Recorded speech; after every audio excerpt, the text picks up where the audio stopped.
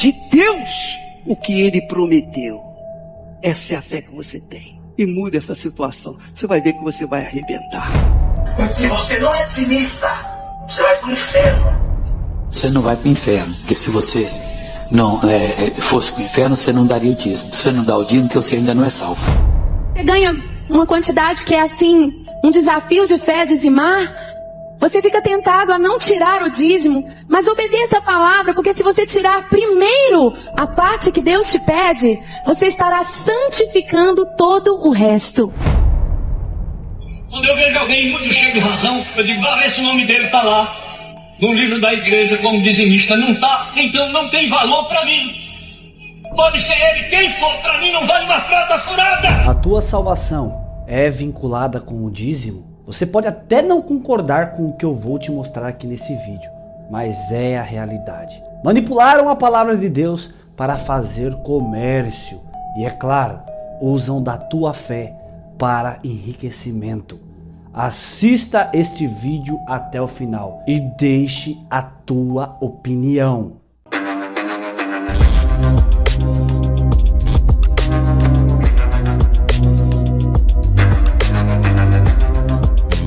Meus queridos e amados irmãos, mais um vídeo para todos vocês. Meu nome é Felipe Câncio e que a paz e a graça de Deus esteja dentro do teu coração. Se você está chegando aqui agora neste canal, eu já te convido, nos ajude, inscreva-se nele e fique por dentro de todos os assuntos do mundo cristão. E é claro, ative o sininho das notificações e não esqueça de deixar o joinha para esse vídeo. Já deixe agora para você não esquecer posteriormente. O mundo evangélico está se expandindo graças às plataformas digitais. Atualmente, a prática de mercantilizar o evangelho se tornou extremamente problemática, superando em muito o tempo de Jesus, que expressou sua indignação. Na era moderna, não são apenas as mercadorias que são vendidas, mas a própria palavra divina também se tornou um comércio lucrativo. O evangelista Mateus nos conta na Bíblia que Jesus, ao entrar no templo, expulsou todos os que ali faziam comércio. No versículo 13, ele declara: minha casa será chamada casa de oração, mas vocês estão fazendo dela um covil de ladrões. Essa narrativa destaca a indignação do Senhor com a mercantilização da fé, a ponto de revirar as bancas dos vendedores e suas posses. Vamos imaginar então a reação de Jesus às práticas atuais. Pastores falsos não querem que você saiba, mas antes de irmos mais longe com este vídeo, eu já peço a você, compartilhe esse vídeo com seus amigos e deixe o joinha para alcançar o maior número de pessoas. O livro sagrado relata um evento em que Jesus alimentou uma grande multidão com apenas alguns peixes. Em contrastes, em uma igreja brasileira, o pastor adotou uma abordagem diferente, encorajando a multiplicação do dinheiro. Vamos analisar essa situação. Quem é que contou o dinheiro agora? O dinheiro aumentou. Agora, levante a mão. O que aconteceu? Eu tinha R$24 e apareceu R$10 a mais. Agora. Você, rapaz, tinha quanto? Eu tinha 120 e agora eu tenho 170. Eu tinha 150, apareceu R$30 a mais. Você tinha quanto? 150. E agora? Agora apareceu 30 a mais. 180? Sim. Aí você? Eu tinha 30, agora eu tô com 50. Aleluia. E ele? 100, apareceu 100. Apareceu 100. E seu nome? Tainá. O que aconteceu? Eu tinha R$9, agora eu tenho 50. Levante a mão e dá glória! O que aconteceu, pavó? Eu tinha R$100 na carteira. E agora? E agora apareceu R$500, tudo em R$50. Bem, propósito. Tudo bem, minha santa? Então, a gente tá no fim do mês, a gente não tem dinheiro, tá tudo, né? Ontem eu já tinha separado o dízimo, tava separado. E eu sonhei com uma voz falando assim: pega o dinheiro do dízimo, usa, depois você coloca de volta. Não fiz isso. É evidente que os recursos que Deus deveria multiplicar estão sendo arrecadados para o objetivo de financiar a expansão do evangelho e também enriquecimento dos pastores. Para aqueles que contribuem, há uma promessa de receber bênçãos e prosperidades em troca. Se o retorno esperado não se materializa, a culpa não é de Deus, mas do indivíduo que, na opinião deles, falta fé. Todos eles são mentirosos, enganadores, independente se é pastor, padre, apóstolo, papa, que seja. Eles querem apenas arrancar o teu dinheiro. Tem havido um aumento notável no número de pessoas que se autodenominam artistas do evangelho. Muitos músicos famosos migraram para este gênero, considerando um verdadeiro nicho de mercado para a fé, um setor alarmante e lucrativo que usa o nome do Senhor Jesus como um embaixador para gerar grandes quantias de dinheiro. As raízes da palavra evangelho remontam ao termo grego euangelion, que se traduz em boas novas ou evangelho. A questão permanece: o significado original desta palavra ainda é respeitado hoje? Este fenômeno religioso lucrativo é construído em um conceito, o evangelho. A verdade é que muitos alimentam essa indústria próspera, com novos líderes espirituais surgindo anualmente. Outra fonte de receita em grande escala é a música, um dos principais motores financeiros deste meio. Gente, hoje é um dia muito especial, tô andando de jet ski aqui nas praias de Balneário Camboriú. Olha só, bora dar uma andada de jet, meu povo, vamos lá! O recente aumento dos chamados coaches cristãos ganhou impulso.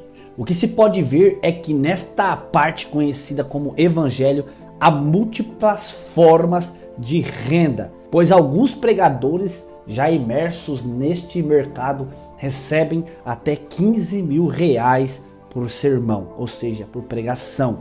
Como resultado, a opulência se tornou cada vez mais evidente devido a esse comércio de riqueza. Vivemos em uma era onde é comum ver líderes religiosos e artistas ostentando, exibindo carros, casas e até roupas luxuosas. Será que esse é o verdadeiro objetivo do Evangelho de Cristo? Uma pregação de um pastor deixou diversos pastores com raiva e indignados. Muitos não concordam com este pastor, mas no meu ponto de vista ele está 100% correto. Assista comigo e também deixe a tua opinião. Abre aí, Miguel. Malaquias, capítulo 1, versículo 1. Esta é a arma dos pastores. Quando na igreja se fala em Malaquias, as ovelhas já sabem, vamos ser tosqueadas. E os pastores dizem, mas está na Bíblia.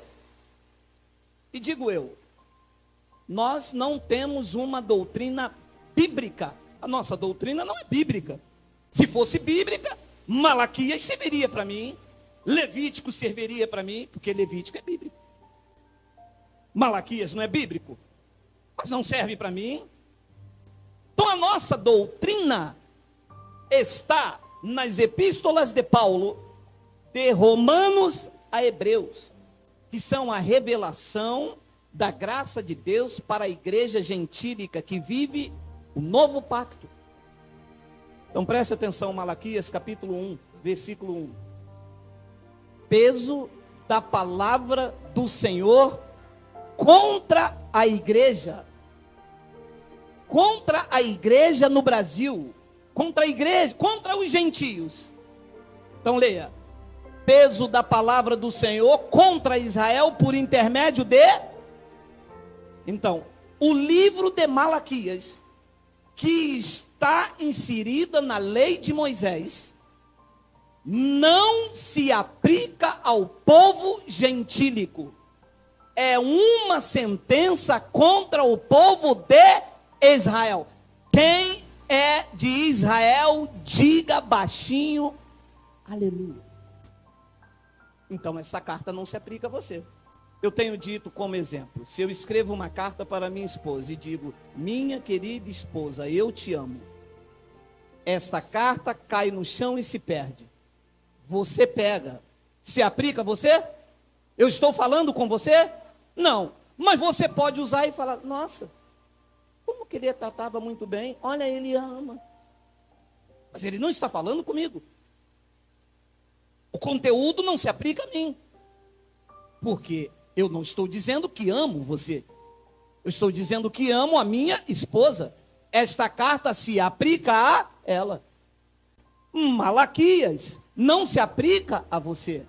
Malaquias não está falando contra você.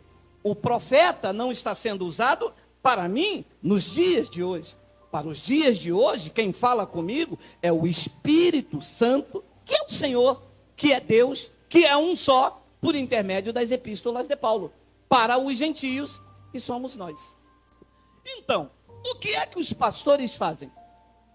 Pegam Malaquias 3, versículo 8, 9 e 10 e aplicam na igreja dizendo: vocês estão roubando o Senhor. Vocês não estão dando o dízimo do Senhor. E eu vou amaldiçoar vocês. Mas esta sentença não é contra a igreja gentílica, porque nós não estamos mais debaixo de maldição. Ele nos libertou da lei, ele nos trouxe agora para a sua graça. Então, quando os pastores vêm com Malaquias 3:10, ele está pregando o livro da lei para a igreja gentílica. E a igreja gentílica não pode receber lei, porque todos os que estão debaixo da lei, disse Paulo aos Gálatas, estão debaixo de maldição. Então, no capítulo 3, vê se tem aí, Miguel, no versículo 8, está aí o que eles aplicam na igreja. Lembre, mas isso aqui não é para você nem para mim, porque nós não somos de Israel, nós somos da igreja gentílica, nós somos da igreja do novo pacto, aonde o sumo pastor é que nos conduz em toda a verdade. Então olha o que ele diz, Malaquias 3:8, roubará o homem a Deus? Todavia vós me roubais. Vós quem? Com quem que ele está falando? Com o de Israel. Diga, não está falando comigo? A carta não é para mim. Vós me roubais. E eles disseram, em que te roubamos? E disse Deus, nos dízimos e nas ofertas. 9. Com maldição sois amaldiçoado, porque a mim me roubais. Sim, todas esta nação, Brasil, Espanha, França, Canadá, não são as nações. Se fosse nações, tinha brecha, porque nações são mais de uma. Então estaria incluída aqui a França, o Canadá, o Zaire, a Colômbia, a Luanda, mas está no singular, porque está falando com uma nação só, e essa nação é Israel, e nós não somos como Moisés. Isso não aplica na minha vida e nem na sua. Alô, da Zâmbia? Ué, e por que que os pastores não pregam isso? Porque são cães gulosos. O seu Deus é o ventre. Estão atrás de tosquear as ovelhas. As suas solenidades são para ganhos próprios. Eles não querem instrução e verdade, porque se pregarem o que vem para ir para frente, a igreja fica vazia. Eu não tenho medo da igreja ficar vazia. A igreja não é minha. O que te prende aqui não pode ser a cerca. O que te prende aqui é o alimento. Entende-se? Eu estou pregando aqui sobre o temor do Espírito Santo, senão Paulo se levanta e vai embora. Está aqui como aferidor, e você deve estar aqui assim também. Não pode permitir que eu pregue o engano em você aí, alimentando o meu ego, eu te enganando, e você deve estar aqui pela verdade. E é por isso que a igreja se tornou o que é, porque as pessoas não vão em busca da verdade. As pessoas vão em busca daquele irmão que é muito legal, ou eu não consigo sair de lá porque lá as pessoas são bacanas. Aqui ninguém é legal, aqui ninguém é bacana, aqui a palavra é que nos alimenta e estamos aqui por ela. E quando alguém errar por nós, por causa da palavra que nos alimenta, nós suportamos uns aos outros em amor. Então olha, com maldição sois amaldiçoado, porque a mim me roubais sim toda esta nação. A nação de Israel, a carta é para ele, Deus está falando com eles. Esta carta não pode ser aplicada na minha vida. Então olha o que ele diz no versículo 10. Trazei todos os dízimos à casa do tesouro. Você disse que ia me suportar, deixa eu te investir. A casa do tesouro era o templo lá em Jerusalém, aonde os levitas administravam lá dentro. O dízimo era alimento, dízimo não era dinheiro.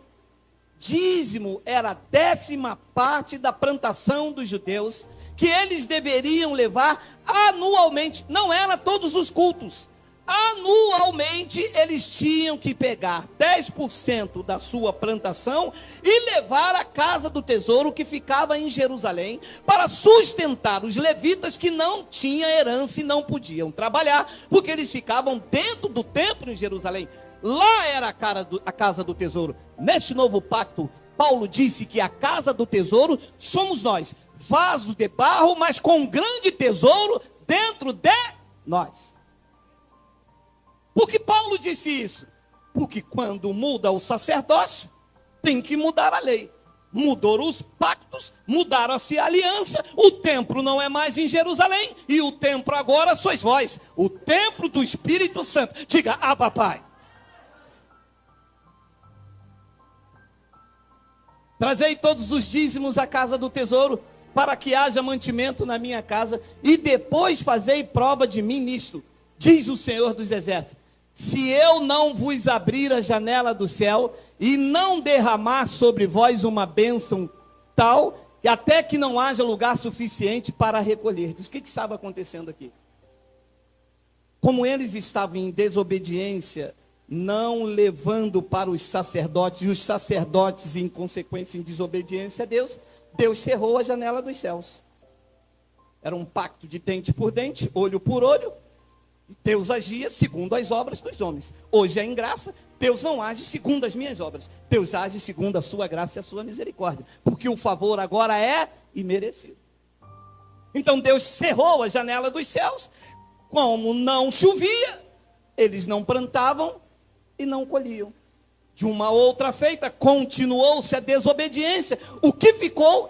Deus enviou um gafanhoto chamado devorador. O que os pastores fizeram? O que eles, lindo de morrer, pior que os políticos aí, transformaram o devorador no diabo. É porque o diabo vai na tua casa. Meu amor, você acha que eu vou sair um domingo para vir num lugar, ouvir falar da palavra, e o cara dizer que o diabo vai na minha casa? Já não basta os diabos lá em Brasília, meu amado. Ainda vai entrar um outro para comer o que é meu. Meu amado, para comer o que é meu já basta a minha fome. Mas são ameaças. Porque quando eles não pegam na ameaça, ele pega no medo. E as pessoas saem com medo. Ai meu Deus, está vendo o que aconteceu? Está vendo? Foi por isso que você não deu o dízimo. Menina, eu sou dizimista fiel da casa de papai. Dízimos eram alimentos. E que o povo tinha que dar anualmente. Pastor, mas por que o senhor prega isso? Porque essa é a verdade. E por que os pastores não pregam isso? Eles querem enriquecer. É melhor ser pastor do que ser mecânico. O cara abre uma igreja, chama o povo, ameaça, manda você dar 10% do teu salário. Se acontecer alguma coisa, é porque o pastor é cheio de unção. Se não acontecer nada, você teve fé. Não teve fé. Manda abrir a Bíblia e pregar o Evangelho. Nós vamos dar até. Eu, meu amado, eu dou até. Eu dou minha vida, dou meu carro, dou tudo. Mas se pregar a verdade. Se eu for apacentado com a verdade, eu dou tudo por gratidão. Porque nada melhor do que você andar na verdade. Pastor, mas se isto aqui é no Novo Testamento, me perguntam os teólogos. Então, o que Jesus mandou dar no Novo Testamento, lá em Mateus 23, hein? Vamos ler? Vamos? Mateus 23, 23? Coloca aí. Vai. Jesus falando com escribas e com fariseus. Preste atenção, você que tem mente iluminada. Jesus está falando com a igreja e com os irmãos. Quem eram os escribas e os fariseus?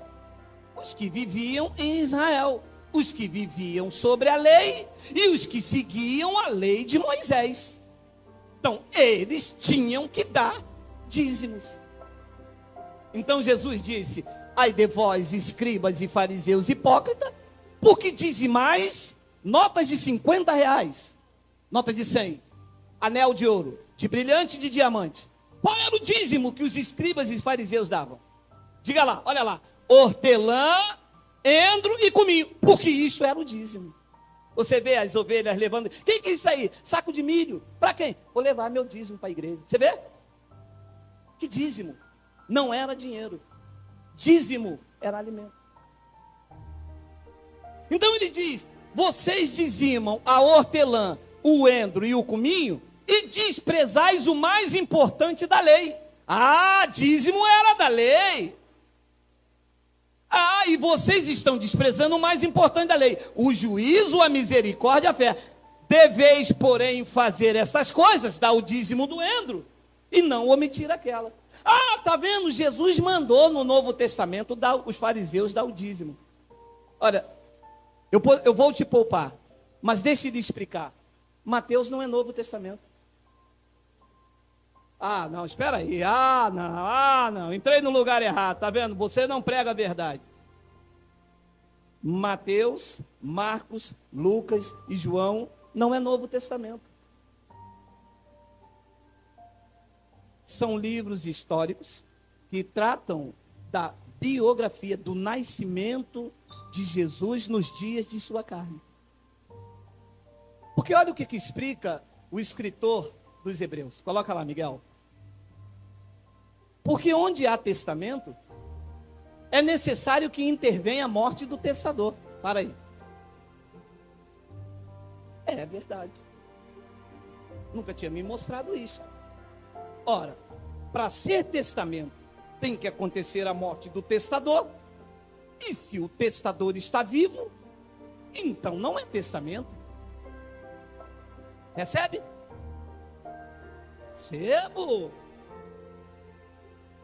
Recebo o entendimento do Espírito na minha mente.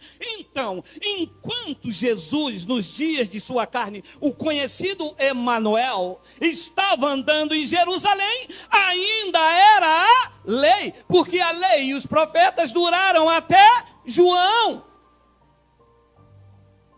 Então ele estava andando ali, mas ele estava sobre a lei. Jesus nasceu sobre a lei, e nos dias de sua carne tinha que se aplicar a lei. Porque para ser Novo Testamento, era necessário que intervenha a morte dele. Então, da cruz para cá, aí sim é Novo Testamento. Porque olha o que ele diz, 17, olha, lê agora. Porque um testamento tem força onde houve morte. Ou terá ele algum valor enquanto o testador vive? Então, enquanto Jesus estava vivo, não tinha Novo Testamento, ainda era velho. Recebe, diga eu recebo. É isso aí. Pastor, mas por que isso só tem aqui? Não, isso não tem aqui. Isso está aqui. Não está longe de ti, está na tua boca, está no teu coração. Eles que não pregam. Aí toda a doutrina da igreja está inserida onde? Mateus, Marcos, Lucas, João. Aqui é novo, vocês não pregam novo. Olha a mulher do fluxo de sangue, desce Zaqueu. Isso são histórias. Não tem revelação, não tem doutrina. Então eles pegam a passagem de Mateus 23, 23 e diz que Jesus no Novo Testamento mandou dar dízimo. Mas Mateus, Marcos, Lucas e João não é Novo Testamento, porque um testamento só tem força de lei quando o testador morre. E o testador, que é Jesus, estava vivo em Mateus, Marcos, Lucas e João. Então, quando você abre da cruz para cá, você não vê Paulo falando em dízimo. Não vê Paulo obrigando os irmãos, sendo pesado aos irmãos. Paulo trabalhava, Paulo passou dificuldade, a igreja, sem acusação da lei, respondeu com gratidão. Não deixava o apóstolo passar aperto. Ele disse: eu recebi tudo, estou cheio, desde que Epafrodito me trouxe das vossas mãos, como um sacrifício suave e agradável a Deus. Mas sem imposição. Você entra na igreja 2 horas pedindo dinheiro. Você entra na igreja, a ovelha sai tosquiada, te ameaça. E a ovelha entra dentro de casa, vê a panela cair, aí ela lembra que o pastor disse: ó, o devorador na tua casa. Uma panela que caiu. E é assim que as ovelhas estão fora do pasto. As ovelhas estão no mundo aí porque entraram dentro. Eu consigo ver, às vezes, com meus olhos espirituais, às vezes elas entram aqui, eu vejo. Cara, Caramba, olha, mas o cara chega, passou a máquina, nem, porque às vezes eles passam a máquina tem uns que tosqueiam, mas chega, passa a máquina, a pessoa entra quebrada, com vontade de subir. As pessoas querem ouvir tudo, menos de Deus, que elas foram tão tosqueadas, tão feridas, só prestaram enquanto tiveram, só prestaram enquanto podia dar, que na hora em que elas mais precisaram, é o vale quanto pesa. Então Deus tirou tudo isso. Então olha, eles usam uma passagem, e eu fico, me suporte, porque isso meu espírito se revolta, quando a pessoa deveria ensinar a igreja, elas usam expressões para tomar o dinheiro. O descaramento, e até de algumas igrejas em graça, são tão grandes, que eles usam uma passagem que Abraão deu dízimo. E diz assim, mas Abraão deu dízimo, foi antes da lei. Olha só. Hebreus capítulo... Volta, Miguel.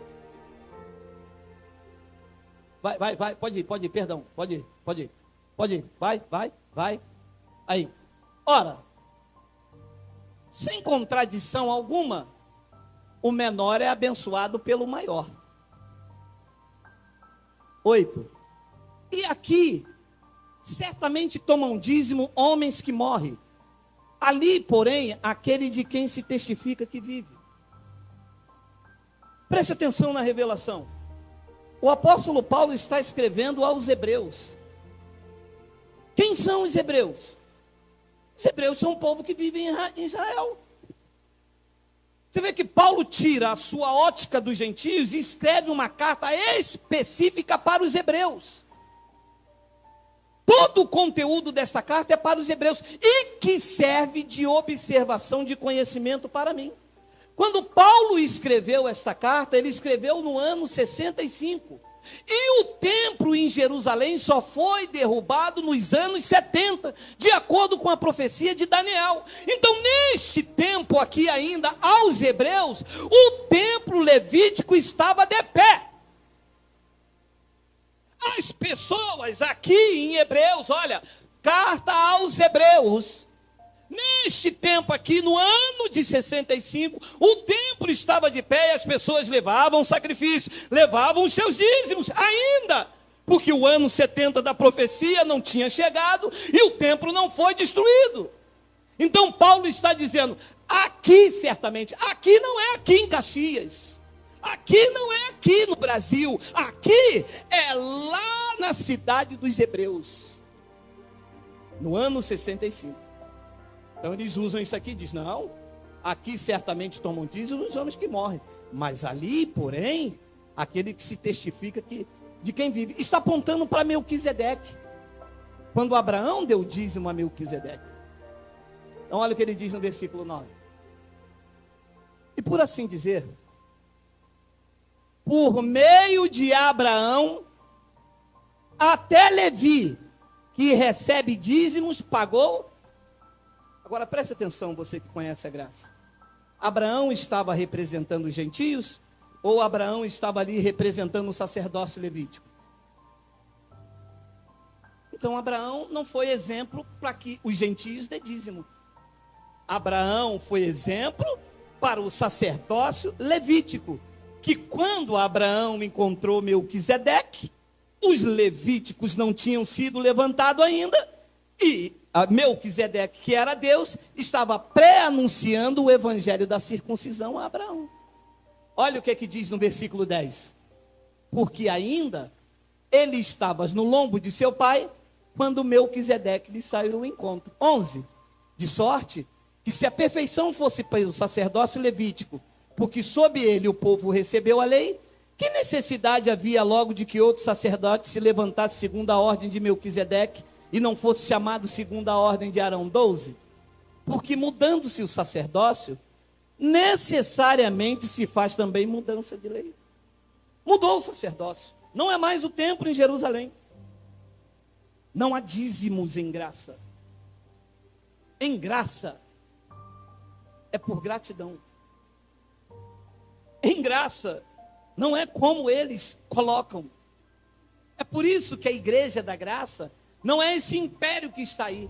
Porque o foco não é o dinheiro, não é o vil metal. Deus não está associado a dinheiro. Eu vou repetir. Você não vai encontrar Deus se relacionando com o dinheiro neste local. Este é o local de exaltação e de conhecimento ao Cristo vivo. Jesus, quando nasceu, ele nasceu entre os animais. Os magos, quando foram procurá-lo, foram até o palácio de Herodes, querendo saber aonde nasceu o rei, o Salvador. A estrela o foram os guiando e foram levando para uma estrebaria. Alguns deles falaram, mas não pode. Disseram que quem nasceu foi o Salvador, o palácio é lá. Como a estrela está apontando para aquela estrebaria? O rei do universo resolveu nascer entre os animais. E decidiu morrer entre os ladrões. Ele poderia nascer no palácio de Herodes, podia ter sido enterrado na tumba de Faraó. Não fez, para que os homens que têm olhos iluminados entendam que a maior riqueza que se pode ter não é o vil metal. Ele não quer que ajunte tesouro nessa terra. O que ele te deu é para o teu aprazimento, para sustentar nas tuas necessidades. Nós não temos ganância financeira, não há teologia da prosperidade. A nossa maior riqueza está viva, sentado no trono do universo, governando todas as coisas pela palavra do seu poder. Em graça não há esta manobra, esta sede, esse engano. Olha aí, o Golias vai cair. Olha esse envelope. Tem até um aqui de outro ministério. Olha aqui esse envelope. Toma aí. Não é isto. Não é isto. O propósito não é este. O propósito é levar o conhecimento e libertar as vidas cativas, amarradas, ajudar os necessitados, os aflitos. Esse é o propósito da igreja em graça, somar na vida do outro. É isto que o apóstolo Paulo deixou como ensinamento. Olha lá, 2 Coríntios 9, pode passar por causa do horário, senão eles não me suportam. Olha lá. Agora sim, segunda epístola de Paulo aos Coríntios, a igreja gentílica. E digo isto, que o que semeia pouco, pouco também ceifará. E o que semeia em abundância ceifará. 7. Olha, se eles vão pregar isso. Se o pastor vai abrir isso dentro da igreja. Se o pastor quer abrir a igreja para ele não trabalhar mais e depois vir aqui quando alguém perguntar, e o pastor faz o quê? Eu vivo da obra. Sou vivo da obra, mas cadê tua colher de pedreiro? Cadê tua enxada? Cadê tua marreta? Não, meu, vivo da obra de papai. Da obra de papai é mole, meu irmão, com o suor das ovelhas, né? As ovelhas não podem comprar um remédio, porque se comprar o remédio está roubando de Deus. A mulher bateu aqui, pastor, eu queria tanto comprar um gás, mas o único dinheiro que eu tinha, eu tive que dar o meu dízimo. Eu falei, minha irmã, a senhora volta lá. Não, mas que se eu for lá, então vamos nós dois. Não, eu falei, então deixa, minha irmã. Jaque, oi, manda o dinheiro para a senhora comprar o gás. Minha irmã, venha na nossa reunião, venha ouvir a verdade. Não deixe de comprar o gás para sustentar esses lobos vorazes. Deixar de comprar um remédio para sustentar pastor de carro zero.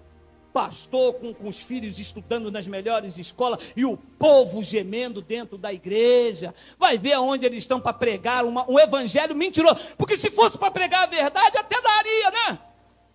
Mas para pregar um evangelho de mentira, 2 horas na quarta, 2 horas no domingo, 2 horas de noite, a ovelha dá ainda é ameaçada. Olha, se eu pegar você numa igreja dessa, olha, eu estou avisando você, eu vou dar em você, hein? Porque não é possível. Olha lá. Cada um contribua segundo propôs no seu coração. Olha a diferença. Amado, vocês sabem, eu só tenho a 4ª série. Mas veja bem, contribuir é uma obrigação? Não. É uma coisa voluntária, gente. Ora, eu venho aqui, tem um ar-condicionado, tem uma água, o lugar é legal, pastor chatinho, mas tem que suportar em amor. Eu estou vendo que eu estou sendo instruído, isto me faz bem, não há ameaças, eu aprendo, os irmãos me acolhem. Bem, esse mês eu não posso dar nada, poxa, apertou lá em casa, eu estou me equilibrando. Pô, mas eu vou ajudar pelo menos a cooperar com uma água, um café, alguma coisa, ninguém me impede, ninguém me cobra nada. Meu amado, isso é uma contribuição. É isto que o apóstolo Paulo ensinou para este momento da igreja. Cada um contribua segundo 10%. Segundo o que o pastor mandou. Não o que está aí dentro do seu coração. Eu tenho pessoas aqui que dão 100%. Não, você não tem noção de pessoas aqui que ganham 2.000 e dão 2.500. Vão lá. Não, pastor, porque não pode parar, não pode deixar. Precisa ajudar. Porque isso é um espírito de gratidão. Porque isto vale muito mais do que qualquer Bíblia em riste. Porque é tocado pelo Espírito Santo. Se a tua semente não for tocada pelo Espírito Santo, ela não germina. Ela germina quando é o Espírito Santo a tocar. No antigo pacto, o homem tinha que tocar em Jesus. A mulher do fluxo do sangue tinha que tocar em Jesus. Isso é no antigo pacto. No novo pacto, é o Espírito de Cristo que toca em nós. Nós somos tocados, nós somos sensibilizados a ajudar, a fazer, a contribuir. Isso é o Espírito que permeia a igreja em graça. Ele diz, cada um contribua segundo propôs no seu coração. Ah lá, não com tristeza. Me desculpa, você vai me suportar mais 5 minutos, 10 horas. Olha, meu irmão, eu posso lhe garantir, todos os dizimistas das tal igreja dão dízimo com tristeza.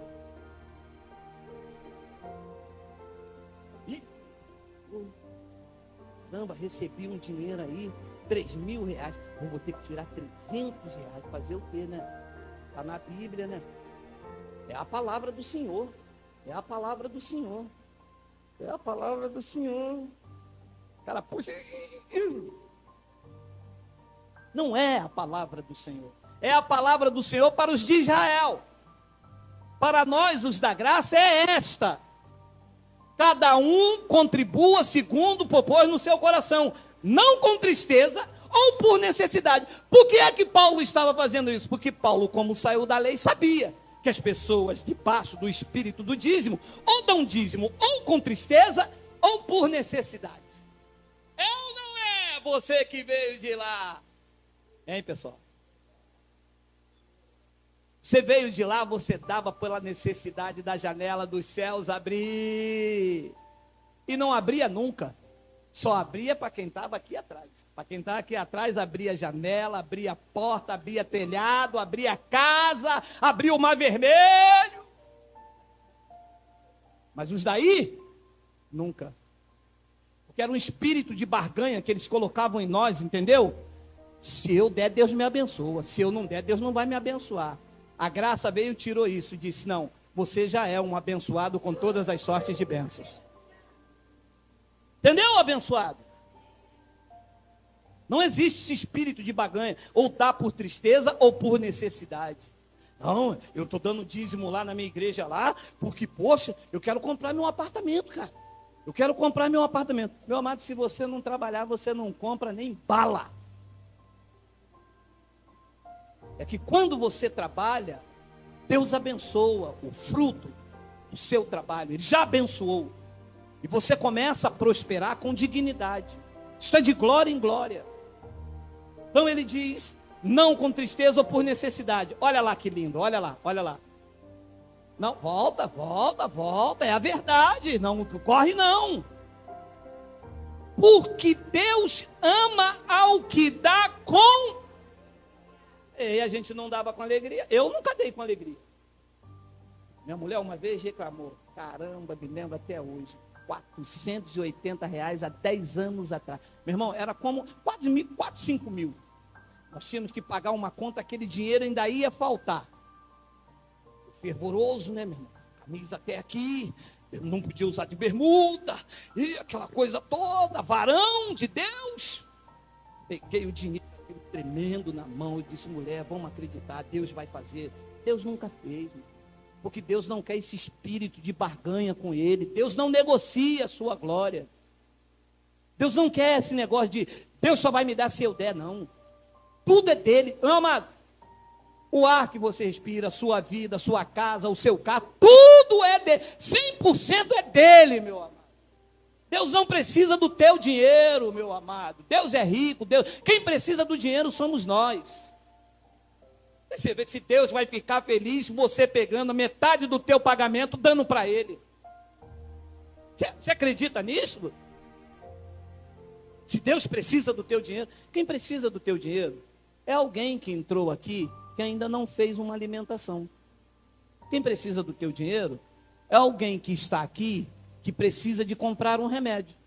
E como isto aqui é um lugar cristão de Deus, um semeia, outro doa, outro faz, e no final tem que ter alguém sensibilizado por Deus a contribuir. Porque este é o chamado. Olha lá o que diz o 8, olha o 8. E Deus é poderoso para fazer em vós abundar toda a graça, a fim de que, tendo sempre em tudo, em toda suficiência, abundeis em toda obra. Olha, 9. Conforme está escrito, espalhou e deu aos pobres, a sua justiça permanece para... As ovelhas dão, o pastor pega, bota no bolso. A ovelha precisa de um remédio, o pastor diz, a irmã tem pouca fé, precisa orar. O Evangelho da Graça diz, não, senhor. Semearam, você aqui espalha e dê aos pobres. E a justiça de Deus na sua vida permanecerá para sempre. Eu não ando com medo do Temer. Eu não ando com medo de JBS ou da BRF de carne estragada. Há uma justiça de Deus sobre a minha vida. Deus vai me conduzindo em triunfo. De uma boa carne ali em promoção, procuro dinheiro, não tem. Caramba, a carne estava estragada. Deus dá livramento sem você saber, Meu amado, quando você é conduzido em triunfo, todas as coisas cooperam para o teu bem. Nós acreditamos nisto. Nós não estamos aqui com intuito gananciosos, visando o teu bolso. Nós estamos aqui te ensinando para que você saia desse espírito de meretrício, de vendilhagem, dessas barganhas que se tornou a igreja evangélica. Ué, mas como que o senhor faz então para pagar a conta de luz? Vem, cara, 2 ar-condicionado, eu vou aumentar agora esse mês a potência desse ar, nós vamos pintar, reformar, nós vamos fazer várias coisas, comprar equipamento. Como é que o senhor faz tudo isso? Pelo Espírito. Se vir 100, eu espalho os 100.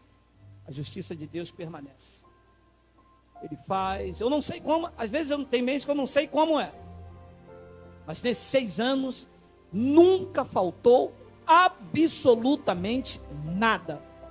Nem na minha vida, nem na vida das pessoas que se propuseram a abraçar o Evangelho da Graça de Deus. Não há ameaça, não há dedo em riste, não há nome, porque nas igrejas bota assim, quem não deu dízimo, bota o nome, e você não toca mais. Não há nada disso, amado. É por gratidão a Deus, é com alegria. Ele disse, tu espalhou, tu deu aos pobres. Olha, se está escrito, eu creio. Você crê? Você crê? Diga, Abba, Pai. Se está escrito, eu creio. Ele disse, espalhou, deu aos pobres, a sua justiça permanece para sempre. As pessoas estão desesperadas. Eu não estou. Ele me predestinou. Todos os dias da minha vida foram escritos e determinados quando nenhum deles havia ainda. O dia que eu estou vivendo hoje já foram escritos e determinados. Deus sabia que eu iria viver em tempos difíceis, de emprego, de escassez e de roubalheira. Deus sabia, me colocou aqui, Ele tem um controle absoluto. E qual é a minha participação nisso? Ser obediente.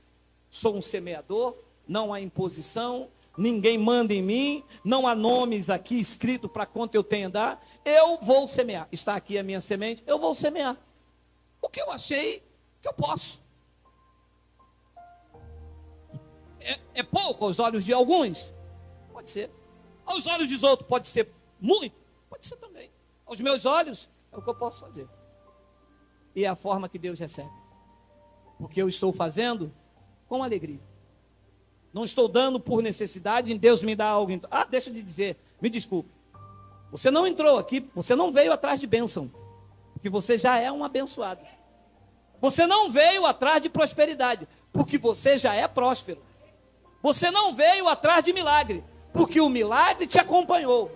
Você não veio atrás de cura, porque tu já és curado. Você veio para agradecer. Você veio reconhecendo que sem Deus nós não podemos nada. Amados, nós cristãos devemos estudar e buscar entendimento nas escrituras sagradas.